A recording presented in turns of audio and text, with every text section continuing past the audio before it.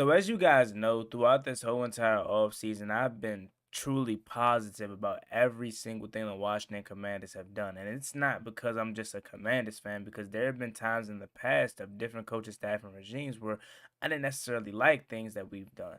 But every single thing we have done this offseason, I truly love.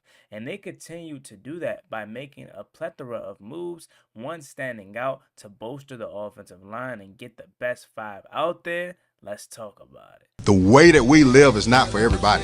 Nah, that ain't it, y'all. How do you think the rest of Jaden Daniels' career is going to go? If we're, 6, 7 games into Jaden Daniels' career and he's already milking injuries? Niggas stop saying my name, you dick riding bastard.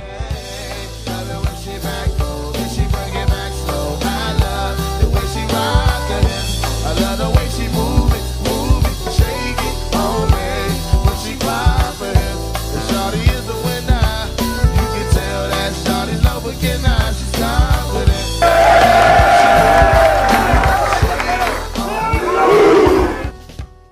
YouTube, what's going on? It's Juan Gotti here. We have the Washington Commanders video, and in today's video, we're going to be talking about the new moves that the Washington Commanders are making and how I feel like it's very, very smart of doing that. So without further ado, let's get straight into today's video. Before we do, make sure you guys go down below, leave a like on this video, subscribe to the channel if you are new, turn on post notifications so you get notified when I upload new videos like this to the channel. We're on the road to 10,000 subscribers, so it'd be greatly appreciated if you haven't reached that goal as soon as possible. Thank you so much. Let's get straight into today's video. So the Washington Commanders and every other team pretty much was at the I don't know what it's called actually, but it's where they go ahead and they take the headshot photos for the upcoming year, discuss the rules and stuff like that. The annual meeting that's every single year. And Adam Peters and Dan Quinn both were interviewed. And Adam Peters, he said some good stuff, more so along the lines of free agency. Why did we bring in Deebo Samuel? Why did they bring in Javon Kinlaw? And a plethora of other free agents and draft talk. And what stood out from me, from what he said, kind of is what we already knew. The reason he took a chance on Deebo Samuel is, one, because the draft capital wasn't expensive. Two, he knows Deebo Samuel. He knows he's a good human, and he's a good player. And as far as, a guy like Javon Kinlaw, saying with him, he thinks the upside is there for him. He's coming off of the best season that he's had since he got into the NFL. And then he also talked about draft. He talked about how there's a possibility that Washington probably will trade back or will stay at 29 in terms of seeing how the board falls. He's like, man, if I could trade back every single pick, I would, And he also discussed Jaden Daniels' contract and is like, yeah, we're trying to do everything that we need to do before his contract is up, because at this rate, he's going to be getting paid a lot of money. So we're taking advantage of having a quarterback on a rookie deal, and this is the right way to do it, especially when you have one of those ones at quarterback. But what was even more interesting that was talked about was Dan Quinn. As Dan Quinn simply gave us, all the answers we were looking for. And specifically with Brandon Coleman, he said Brandon Coleman's going to be playing right tackle, or at least start out at the right side.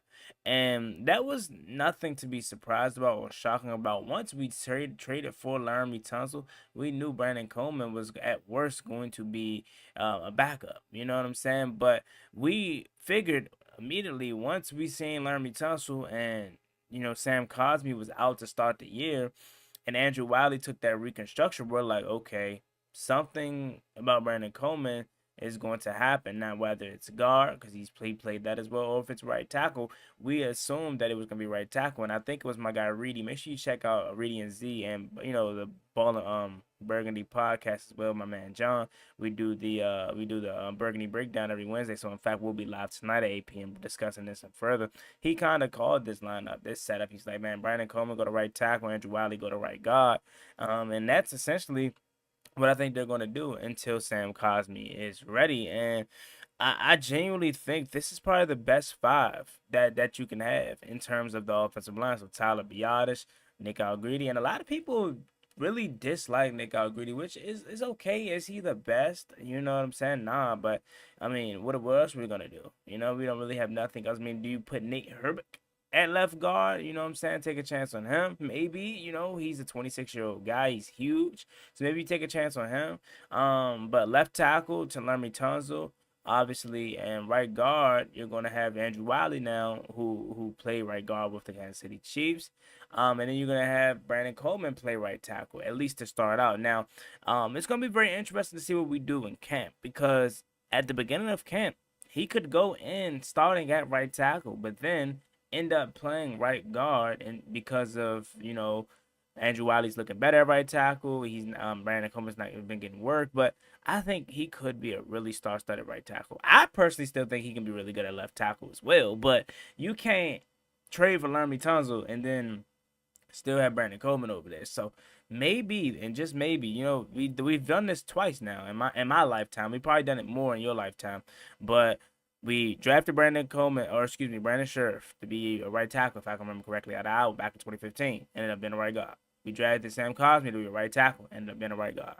So maybe we drafted Brandon Coleman to be a left tackle and realized, okay, he has some potential, but left tackle is important, especially with our quarterback, given that that's his blind side. So we need to get somebody that we know is going to be a Pro Bowl, all-pro perennial player right there to protect our quarterback. But Brandon Coleman, don't you go anywhere, because you, my good sir, is also going to still be needed at right tackle. Maybe that's the lineup of the future. And Laramie Tunsil isn't no spring chicken, but he ain't going nowhere, especially if he has a really good year. If he has a really good year, he ain't going nowhere for the next couple years. So maybe this is just the best possible lineup. And then at that point, all you have to do is worry about is maybe left guard. You know what I'm saying? Maybe left guard, because Sam Cosmi's going to be back at some point. And I have true faith in Nick Algretti to be able to go in, or excuse me, my guy Andrew Wiley to go in and be able to handle any duty that's thrown his way. I feel like Wiley had a really, really good year last season.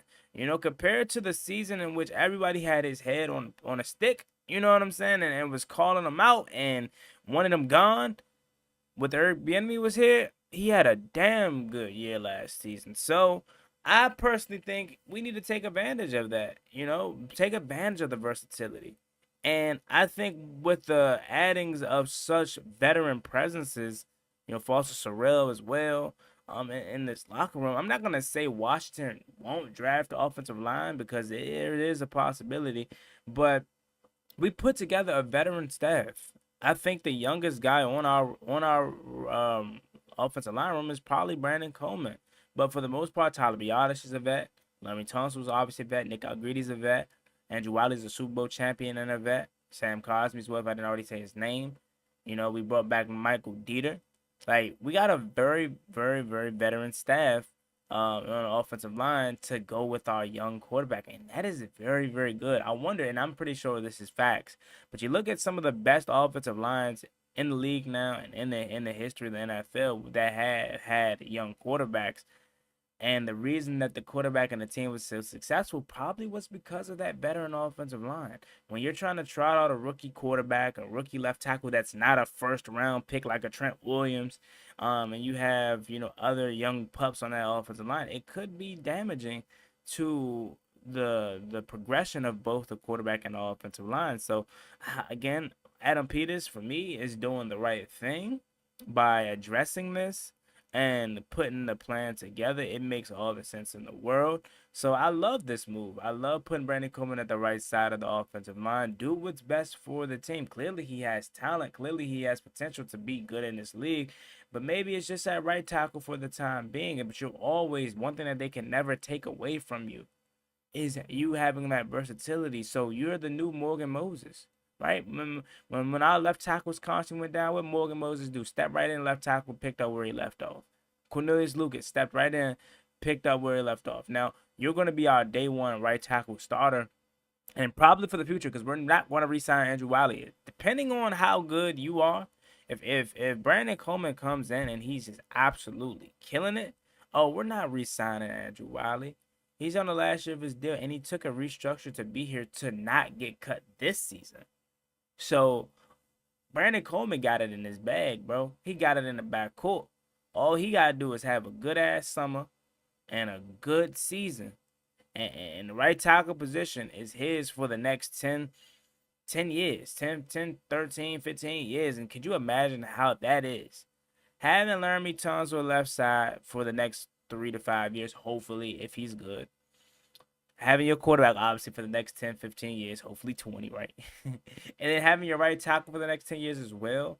And your center, Tyler Biadasz, is still going to be here because he's damn good. He's the glue of this offensive line. Like, we're putting this team in a position to really, really be fixed around Jaden Daniels. So when it's time to pay him, we don't have any holes. And that's how it should be. But we're going to take it a day at a time and continue to let the team work as we inch closer and closer to the 2025 NFL Draft. That being said, I'm going to let you guys go.